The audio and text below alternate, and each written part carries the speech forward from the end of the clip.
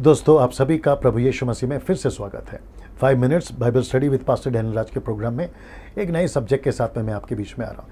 लेकिन उसके पहले मैं आपको याद दिला दूँ, मेरा एक यूट्यूब चैनल है, डैनियल राज यूट्यूब चैनल। अगर आपने उसको सब्सक्राइब नहीं किया है तो जल्दी से कर लें, आइकॉन बेल दबा लें ताकि मेरे मैसेजेस जो हैं वो आपको मिलते रहें। साथ ही साथ मेरे पेज को लाइक करें, फेसबुक पेज को लाइक करें ताकि वहाँ से भी आप मेरे साथ में जुड़े रहें। चलिए, वक्त को ना गवाते हुए जल्दी से आज का विषय पर आते हैं। और आज का विषय भी दिलचस्प है, वचन को लेकर लोगों की मूर्खता। मैं रिपीट करता हूँ, वचन को लेकर लोगों की मूर्खता। आइए देखते कैसे। सबसे पहले आपको एक वार्निंग दे देते हैं जो बाइबल के अंदर पौलुस ने दी है। कहता है 1 कुरिन्थियों 4:6 में, कहता है कि लिखे हुए से आगे ना बढ़ना। मैं रिपीट करता हूँ, लिखे हुए से आगे नहीं बढ़ना है। मत्ती की किताब उसका 5:19, प्रकाशित वाक्य 22:18 से 19 में भी क्या लिखा है देखिए। लिखता है कि ना बढ़ाना है, ना घटाना है, ना जोड़ना है, ना निकालना है। ऐसा क्यों? लूका की किताब उसका 10:26 में भी देख लेते हैं।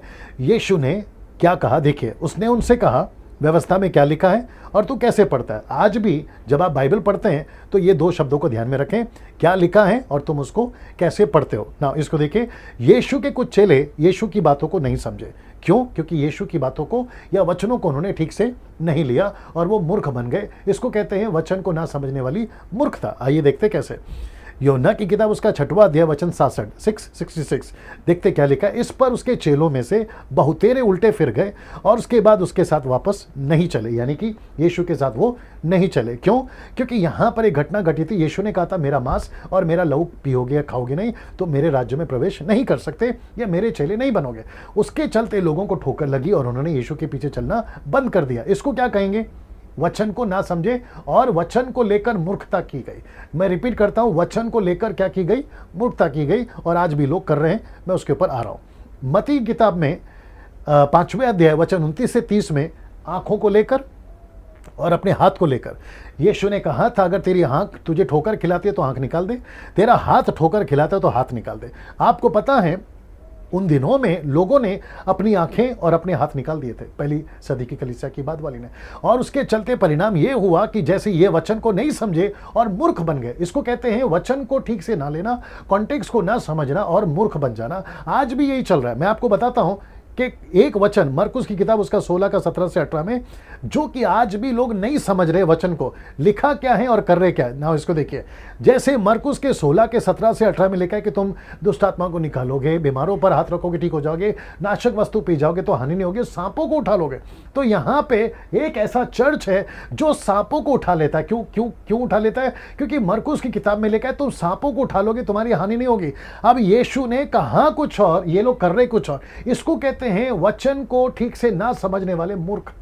मैं रिपीट करता हूं, वचन को ना समझने वाले मूर्ख ना। इसको देखिए, ये पहले आपको दिखा देता हूं। मूसा के टाइम पे सांप जब डस रहा था तो मूसा ने पीतल का सांप बनाया। और आपको पता है दूसरा राजा 18:4 में लोगों ने उसी सांप की आराधना करना शुरू कर दिया। इसको भी कहते हैं वचन को ठीक से ना समझे।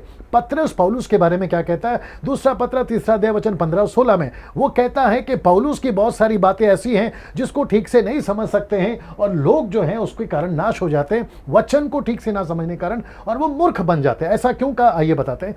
पौलुस की कौन कौन सी बातें लोगों ने नहीं समझी उस वक्त में और आज भी। सबसे पहला, तीमुथियुस को शराब पीने का वचन। जैसे कि कुछ लोग कहते हैं हम शराब इसलिए पी रहे हैं क्योंकि पौलुस ने तीमुथि को कहा था कि जब तेरा पेट दुखे तो तू शराब को काम में ला। उसने कहा काम में ला और ये पीते जा रहे हैं। अब इसको समझना बहुत जरूरी है। तो इनको क्या कहेंगे? ये भी वचन को लेकर मूर्खता करने लगे। अब पौलुस की बहुत सारी बातें हैं, जैसे कि स्त्री को पास्टर नहीं बनने देते, सर पे दुपट्टा लेना, फिर उसके बाद में अन्य भाषा, उसको लेकर अलग तरीके से पेश किया।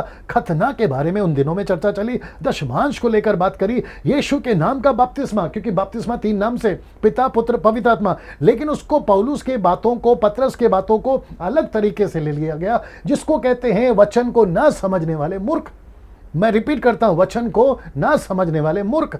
अगर आप वचन को ठीक से नहीं समझोगे तो जैसे यीशु के चेले यीशु को छोड़कर उस वक्त चले गए थे, आप भी शायद भटक जाओगे ना। इसको देखिए, वचन को लेकर कब मूर्खता नहीं होगी। मैं रिपीट करता हूं, वचन को लेकर कब मूर्खता नहीं होगी? जब तक आप वचन को कॉन्टेक्स्ट को या कॉन्टेक्स्ट में नहीं समझोगे तब तक। याकूब की किताब उसका 3:2, ये आखिरी है। याकूब की किताब उसका 3:2 में देखते क्या लिखा है? जो कोई वचन में नहीं चूकता वही तो सिद्ध मनुष्य है। तो इसका मतलब है कि आप सभी को वचन में मूर्ख नहीं बनना है। वचन को लेकर मुक्ता में आपको नहीं आना। अगले वीडियो के साथ फिर मुलाकात होगी। नमस्ते।